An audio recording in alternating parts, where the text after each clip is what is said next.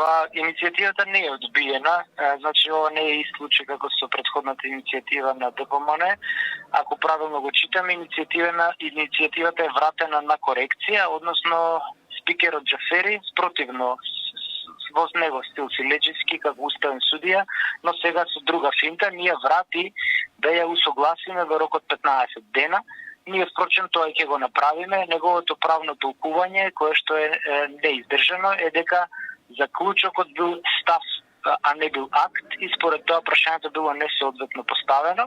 Имено тој го занемарува членот 24 од Законот за референдум и други облици на непосредно изјаснување на граѓаните, каде што вели дека дополнителен референдум, како што ние бараме, може да се распише за други прашања за кои одлучувало собранието. Токму такво прашање, значи не се бара акт, туку прашање, е заклучокот, односно заклучоците кои што ние ги ставаме на референдум. Од тука ова враќање на спикерот Џафери е само добивање време, односно купување време. Ние во рокот кој ни го остава ќе му ја усогласиме и ќе му ја вратиме, и потоа ќе видиме како тој ќе постапи.